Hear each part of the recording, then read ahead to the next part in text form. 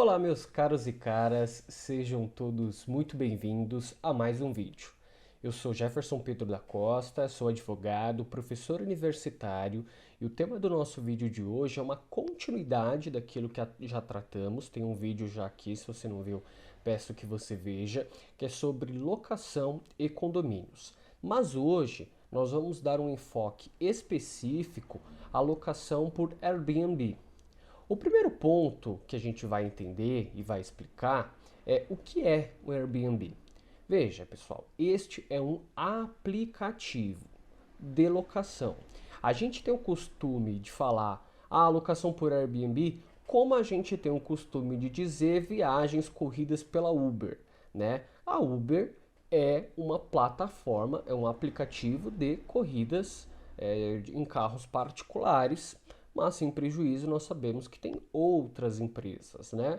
Por exemplo, 99, Cabify, que já está encerrando suas atividades no nosso país. Né? Então, esse é o primeiro ponto a se destacar. Dito isso, o que faz o Airbnb e também aplicativos nesse sentido? Oferecem ali o serviço de locação, intermediando locadores e locatários, certo?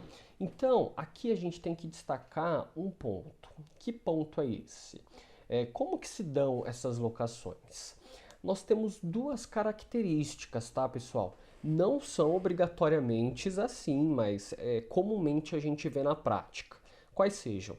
Locações para curtíssimas temporadas, certo? Ou então, né, locações para várias pessoas. Então, o locatário, geralmente o proprietário daquele imóvel, loca por curtíssima temporada, então ele vai fazer um aluguel ali para 2 dias, né? Para a pessoa curtir o carnaval, ou então ele divide, como a gente também viu e é o que a gente vai analisar, aquele apartamento dele em 2, 3, 4, 5 partes, né? E loca por meio deste aplicativo. O primeiro ponto a se destacar: isto é permitido ou não pelo nosso ordenamento jurídico? Veja, pessoal, a resposta é afirmativa, sim.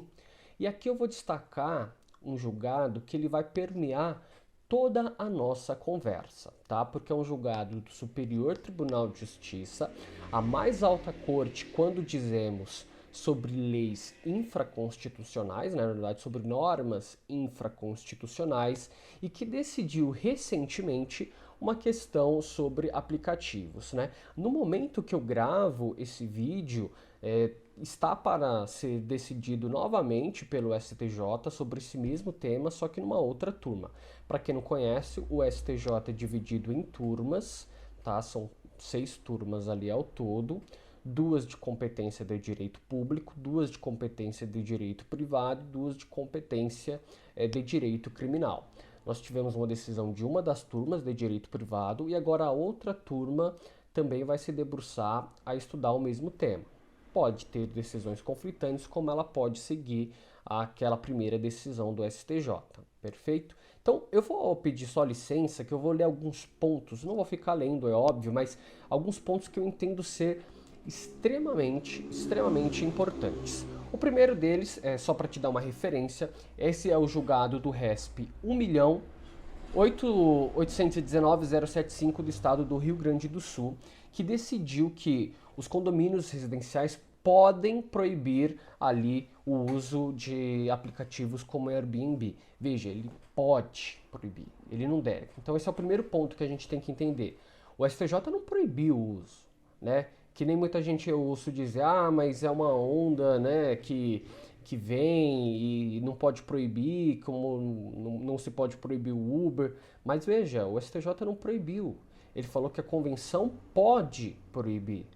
E aí que eu já adianto meu posicionamento, muito acertada esta decisão, tá? Porque eu vou destacar alguns pontos para corroborar, né? O primeiro que foi destacado pelo ministro Raul Araújo, que é uma atividade ilícita, né? Não é ilícito fazer isso, gente, não é proibido, né, como eu disse.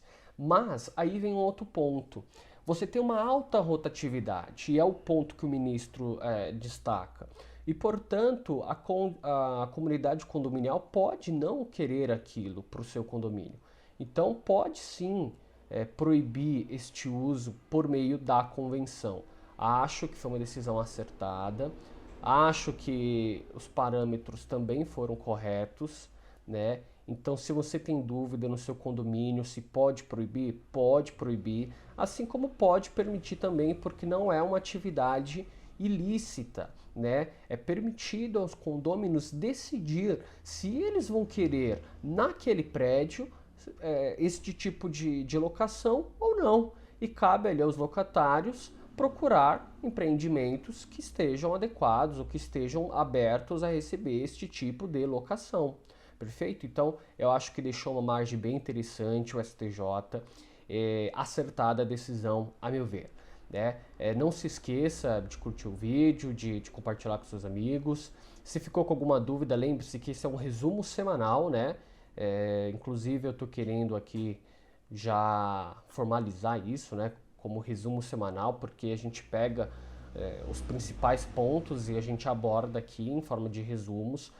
Se você ficou com alguma dúvida, não deixe de escrever, não deixe de perguntar. Pode ser por e-mail ou por redes sociais. A que eu mais utilizo é o Instagram, prof.jeffersonpedro. Agradeço imensamente. Tenham todos aí um ótimo dia, tarde, noite, madrugada e até a próxima.